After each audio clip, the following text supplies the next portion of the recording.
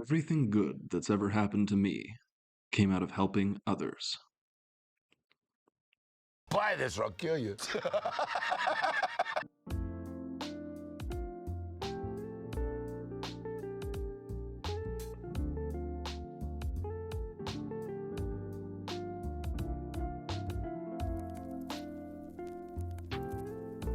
Hello again, and welcome to the series.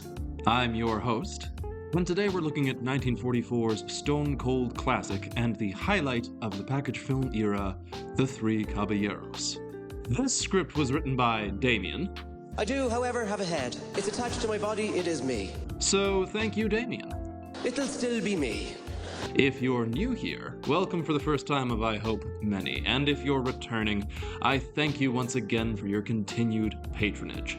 Now sit back, relax, and let's get into this together.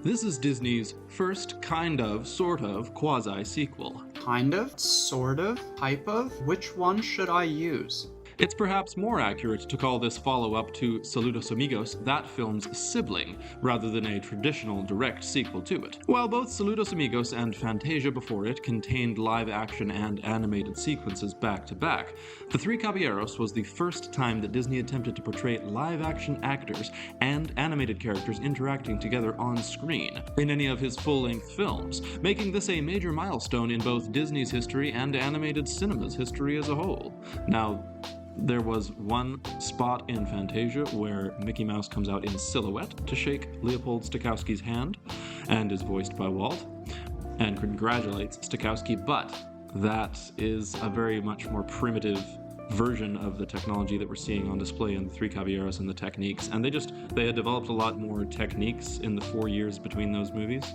that they were able to portray live action and cartoons together, and that of course led to many films we know and love, such as Mary Poppins and Who Framed Roger Rabbit, and even for some of you out there, Song of the South. No, nobody loves that movie, but some of you know it. Now you two get along, and don't let me catch you pestering on these children no more. And I means it. And dear to my heart, as my brother pointed out to me, which maybe we'll look at someday.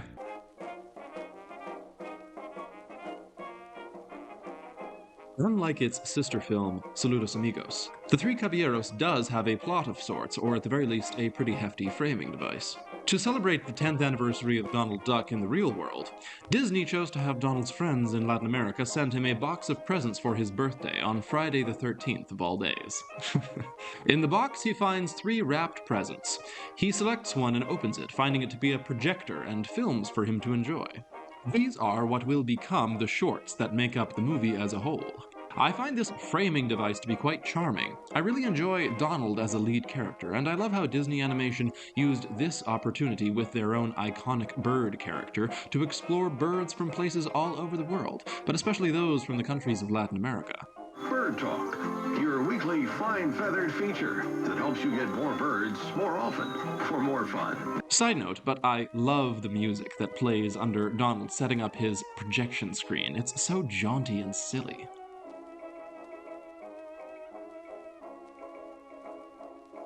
We begin first, however, by going as south as we can possibly go, to a penguin called Pablo who lives down at the South Pole. Pablo is cold all the time and dislikes the frigid landscapes he is forced to survive on. He decides to set out on his own, to move somewhere a bit warmer and more sunny. This desire is echoed decades later by another naturally cold-weather Disney friend, Olaf the Snowman from the Frozen films. Pablo attempts leaving a few times before eventually figuring out that he can break a big chunk of ice off for himself and float the ice away to a warmer location. This goes about as well as you'd expect, with animated hilarity ensuing, but eventually Pablo is able to find his tropical oasis on an adorable little island in the sun. Clearly, floating away on a big chunk of ice did not work nearly as well for Pablo the Penguin as it does for Buddy the Elf. Bye, buddy. Hope you find your dad. Thanks, Mr. Narwhal. Bye. I really enjoy this short, especially the way it is expertly narrated by the classically Disney voice of Sterling Holloway, once again coming in as Professor Holloway, who was, among many other characters, also the voice of the Cheshire Cat, as well as we've discussed the Stork and everything already before. We're going to see these same actors turn up in many films chronologically, or even, decades apart in the case of somebody like Verna Felton or even June Foray, but that's in films to come. But anyway, Sterling Holloway has some of the most appearances as a voice actor in Disney Animation's history, so we love Sterling Holloway. I love this guy right here. Let me give this guy a hug right here. I love this guy right here. Yeah, come here. The animation of and chaos that ensues from the melting of his iceberg is delightful. Poor little Pablo is left in nothing but his bathtub to perilously float the last leg of his journey to the eventual little island he makes his own. We leave little Pablo missing the cool weather and his friends back home, and reflect that some people are simply never satisfied. Adorable.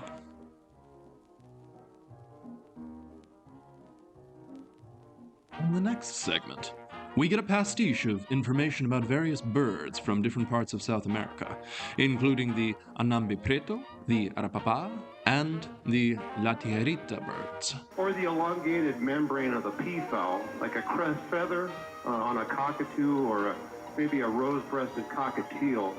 And the muscular pouch of the gullet there. This segment is super colorful, silly, and fun, with my favorite bit being the scissor bird cutting his nest, and then eventually other birds' crests. Side note, the flamingos that Donald watches and emulates remind me a lot of the flamingos that show up in Fantasia 2000, playing with a yo-yo. Donald himself also famously appears in Fantasia 2000, to date his most recent appearance, in an animated theatrical classic. Finally, the audience and Donald alike are introduced to the marvelous Araquan bird. This hilarious little fellow is essentially the antagonist of the film, and I of course use antagonist here instead of villain on purpose. While far, far away from any sort of villainy or true ill will, this mischievous little Araquan bird is certainly an antagonist, a hilarious and expertly fourth-wall-breaking prankster that intermittently torments Donald and his friends throughout the film with his goofy little antics. The films from both the package era, especially this one and its predecessor Saludos Amigos, and several from the Silver Age, such as Sleeping Beauty and Alice in Wonderland, don't get nearly enough credit for how much they paved the way for self-aware and meta-humor in animated filmmaking.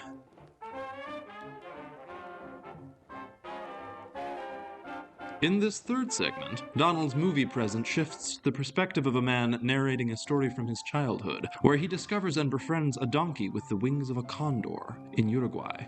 I particularly like the interplay between the grown-up narrator off-screen and his younger counterpart on-screen. The business with changing the animation to the little gauchito sitting on a rock, then a tree, then back and forth twice more is fantastic, and a perfect example of that early meta-humor. The story of the little gauchito and his winged donkey Burrito is totally adorable. I love the silent on-screen protagonist, and some moments in this short between them even give me Hercules and Pegasus vibes. The race with the other gauchos is really exciting and reminds me of the goofy trying different sports shorts that Disney liked making a few years after this in the 1950s. I also love the ending where, after being found out for this trickery, the gauchito proceeds to simply have Burrito fly him away to safety rather than face the consequences. Smart. Nice. Smart. Smart.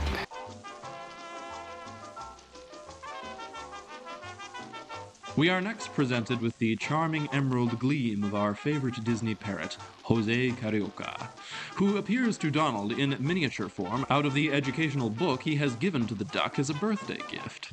This book tells of Bahia, which is one of Brazil's 26 states. Jose shrinks them both down so that they can enter the book.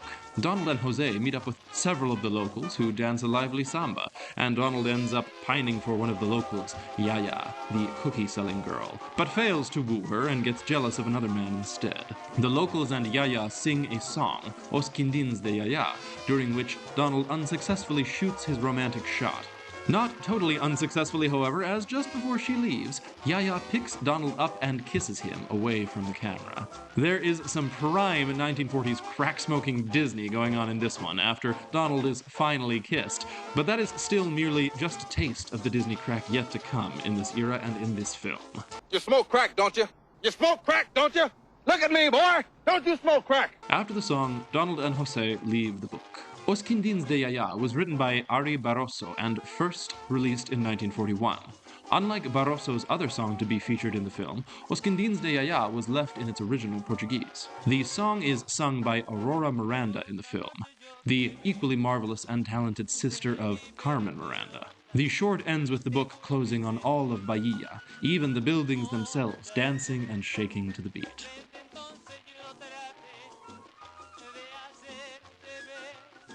Jose Carioca has to be one of the great unsung magic users in the Disney canon. We've established in my overall Disney princess verse theory that characters like Donald, Goofy, and Mickey are all able to appear in many stories in the Disney princess verse across time and space because they are constant, eternal beings of the Disney world, almost like demigods. Therefore, any movie starring one of those eternal characters like Donald has to be considered canon to the theory in some way. Jose, then, with his ability to shrink Donald down, magically take him inside a book, and then teach him how to grow himself large again, is definitely more powerful with magic than we give him credit for, above the level of someone like, say, the Shadow Man from The Princess and the Frog. Our next incredible character, and the third and final of the titular Caballeros, is the big red rooster representative from the great nation of Mexico, Panchito Pistoles. The tallest, the loudest, and my favorite of the three, and the only one who ever wears any pants. Panchito arrives with a literal series of bangs, firing his pistols with excitable abandon as he flies about the room at will. He literally explodes out of the center of the screen, blowing apart a green piñata version of Donald to appear in perhaps the most energetic and chaotic entrance of any Disney character ever. Such is his madcap personal firepower that his pistoles continue firing in the air long after his feathers have left their triggers. Wow! Okay! It must be said that The Three Caballeros itself is one of the greatest Disney songs of all time, and easily one of the highlights of the entire package film era. Yeah, I was singing this the last, 2 weeks to myself, basically. Not even just this week in preparation for this video. I've been singing this to myself for a couple of weeks in preparation to record this video. The Three Caballeros as a song has just been stuck in my head for a while now. I love it, and yet I don't mind because it's an incredible song. It is such a dang bop. It's lively and fun, the lyrics are charming, inventive, and just incredibly funny, and the animation throughout this scene is to die for, culminating in a truly remarkable sequence where Donald and Jose throw everything under the sun that they can think of at Panchito to get him to stop holding the ludicrous high note that ends the tune. The vocal performances in this film, from both Jose de Patriciano Oliveira as Jose Carioca, and especially in this titular song from Joaquin Garay as Panchito Pistoles, are two of the most spirited and winning vocal contributions that I have yet so far experienced in this run-through of the Disney animated classics. The contrast of Joaquin's confident and boisterous delivery with Jose's softer, more genteel way of expression is utterly enchanting, and they both play off Donald's affably abrasive charm and classically short fuse, I dare say quite naturally and beautifully. Clarence Nash is, as ever, perfect as the voice of Donald Duck. Donald is the star of the show here more than any other time in the history of Disney animation, and to celebrate a glorious first decade, Nash gives one of his most memorable performances ever in the role he himself both originated and voiced for over 50 years, well into the 1980s. The Three Caballeros based its melody on Ay Jalisco no te rajes, a Mexican song composed by Manuel Esperón, with lyrics by Ernesto Cortázar. Ay Jalisco no te rajes was originally released in a 1941 film of the same name, starring Jorge Negrete. After seeing Manuel Esperón's success in the Mexican movie industry, Walt Disney called him personally to ask him to participate in this film. Thank you for calling Radio Shack, your answer team. This is Anthony. How can I help you? Yeah, Anthony, how much are one of those digital goobers? Digital goobers? What would that run me? New English lyrics were written to the song by Ray Gilbert. The music in this film, in general, is some of the best in any Disney movie, representing Latin America better musically than any Disney animated classic up until the extremely recent Encanto. And some might even argue that it still represents it better, but I'm not an expert on that. I think they're both great, so. 'Cause you're great. No, we're great. He's great, and I'm great. We're both great! You Belong to My Heart, sung by Dora Lutz near the end, is the very definition of the word enchanting.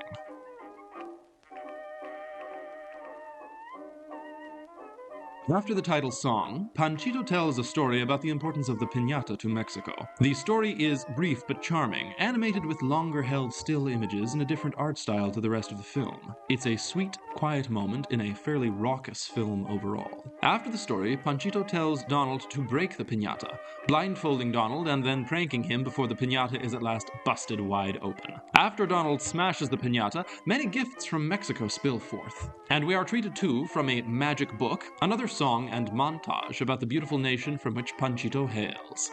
Then, Panchito performs some wizardry, and he, Jose, and Donald ride a magical flying sarape into the book to explore a now live-action representation of Mexico. And eventually, Panchito teaches his fellow Caballeros to dance the local dances.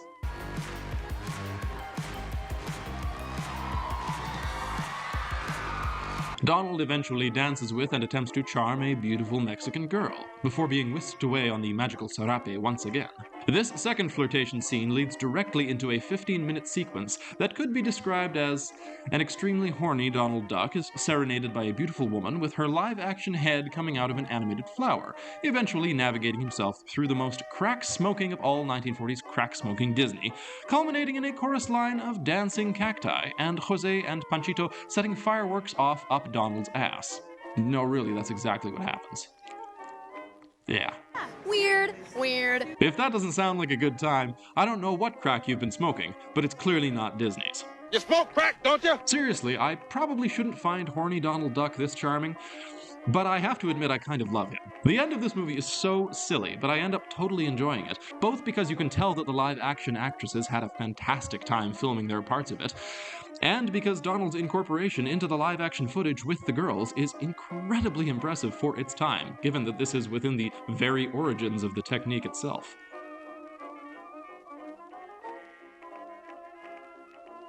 Now it's time for the Critics Roundup, which is a section I put at the end of these videos where I basically look at the rankings of all the Disney classics from a little over 20, usually in this video 23, reviewers from both YouTube and online who've done their own ranking lists of all the classics or all of the ones that had come out at the time they did their lists. And we look at where they placed them on the list, the average ranking from all of them tabulated together, and a few words on what they had to say about this film in the context of everything and just itself. And the timestamp for those who want to skip this section is on the screen right now. Anyway, with no further ado, let's get into it. Schaeferless Productions, 49th, calls it long and annoying and doesn't like horny Donald, likes Jose and Panchito. Sean Chandler, 57th, calls it slightly more memorable than Saludos Amigos. Brian Hull, 48th, says the last third is bad, but still really fun overall. The Trove, 57th, says it's more propaganda than film, the live action is bad, and he doesn't like horny Donald. Dave Lee Down Under, 45th, says it's spectacular and the better version of Saludos Amigos, and that it gets Latin America better. Modern Mouse, 24th, says it's his favorite Disney movie and one of his favorite movies ever. Yeah, he was the biggest fan of this movie. It was his personal favorite, and I think that's really cool. I love that everybody has a different one of these is their favorite, and that every single one can be somebody's favorite, basically. Even something like Chicken Little is probably somebody's favorite, you know, or Dinosaur. But certainly Three Caballeros has some people who it's their favorite. The 90s Kid, 41st to 48th. Justin watches movies. 47th says that while some shorts aren't as memorable, he still loves how they blended the cultures. The Glad in Gladiator, 54th. Chris Aitua, 52nd, says that the title song is legendary, but that Donald lusting after every woman gets to be a bit much. Ooh, we need a horny Donald counter on the screen. Maple Street Movies, 56th, says it's a movie about a bunch of horny birds that just want to get with women. Well, there we go. Oh, what's so goddamn funny? The Movie Geek, 45th. Now that was all the YouTube ones, and now let's take a look at the online critics who tend to be a little bit snootier, but also a little bit more into these older movies, but maybe that just applies to the golden era and the silver era. Collider, 53rd, says it is the more fun version of Saludos Amigos, calls it lively and weird. Weird. Weird. Waste Magazine, 50th, says the movie sort of meanders through musical numbers until it ends, and remains memorable mostly due to how weird it is, and mostly memorable due to how weird it is and how unforgettable the individual songs are. Slash Film, 31st, says it isn't as wonderful as it could be, but is still charming and memorable.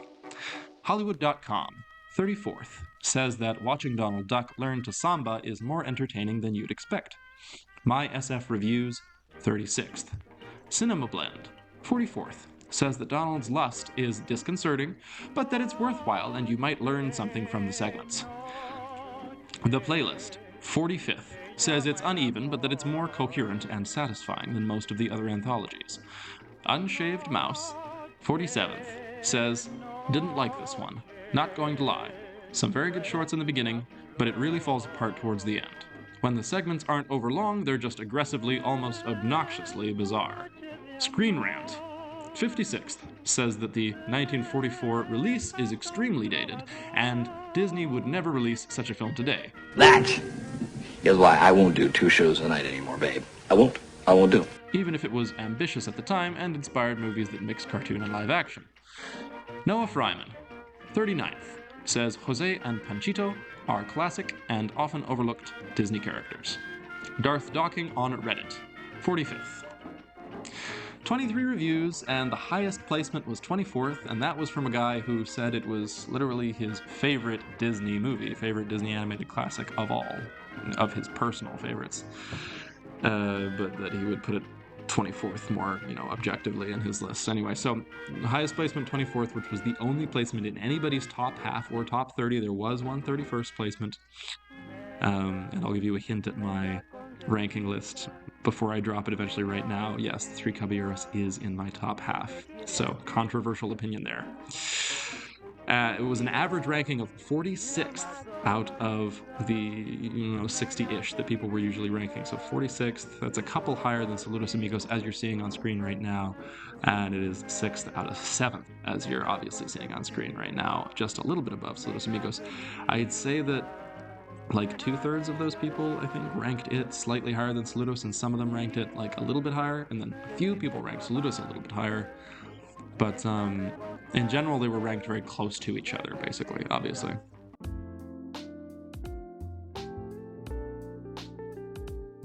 This is, above all, a film on the themes of friendship, celebration, and cultural appreciation. A celebration of both the continent of Latin America as well as the then decade-old character of Donald Duck himself. This odd couple of subjects pairs in a bizarrely good way. Donald as audience surrogate, working remarkably well to draw out the charm and musical splendor of the Latin world. Disney animation has had a long history of stories set in and influences from Latin America and its many cultures, especially with the release of films like Encanto and The Emperor's New Groove being two of their absolute best offerings since the Renaissance. One of these films, Groove, is a zany buddy comedy that has little to do with its Incan setting beyond the wonderfully employed aesthetic. Encanto, on the other hand, has everything to do with the culture and setting that its story takes place within, and makes sure at every turn that it is a totally respectful, well-researched, and thoroughly authentic Colombian story. Somewhere between these two approaches, then, lies The Three Caballeros. With some moments totally insane in a way Disney doesn't even attempt to be anymore, other moments heartfelt and achingly sweet, this film and its elder sister, Saludos Amigos, are the beginning of Disney animation's fascination with Latin America.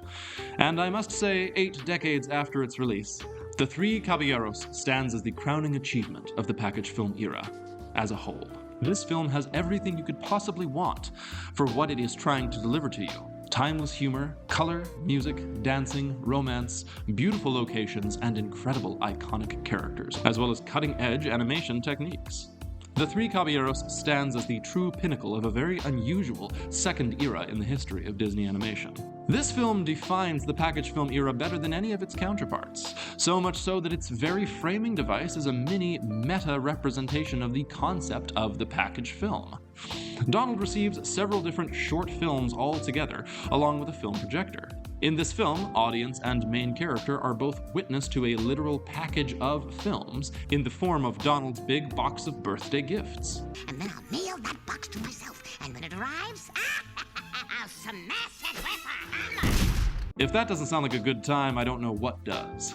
The perfect distillation of the second era of Disney, and consequently, the best and most literally and thematically perfect package film. A well-earned 8.5 out of 10. Easily the highest of any in the era. And that's it! Next week we'll be back again and looking at 1946's Make Mine Music, a popular music spin on the formula of Fantasia, so please do join me again for that as well. Thank you for watching, and if you're still here, good night, good luck, and enjoy the afterword.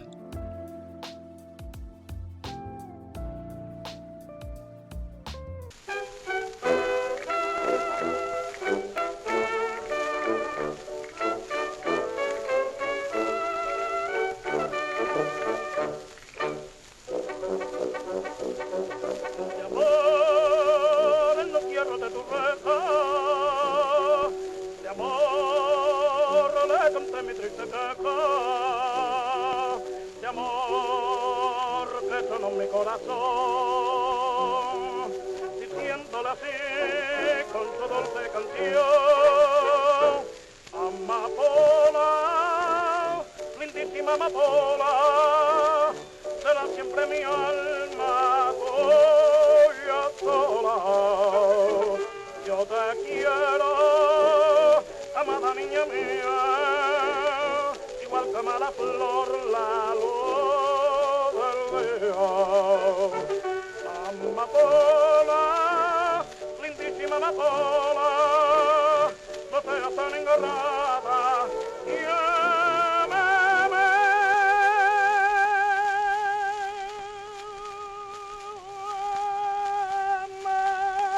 Amapola, amapola, ¿cómo puedes tú beber tan sola?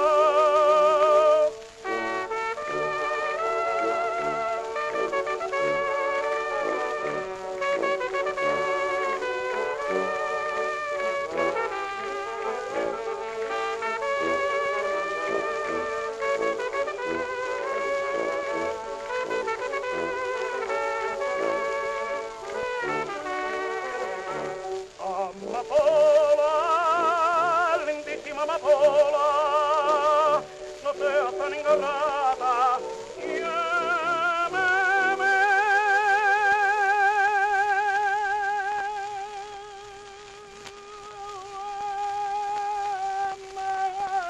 Amapola, amapola, ¿cómo puedes tú beber tan sola? That's all.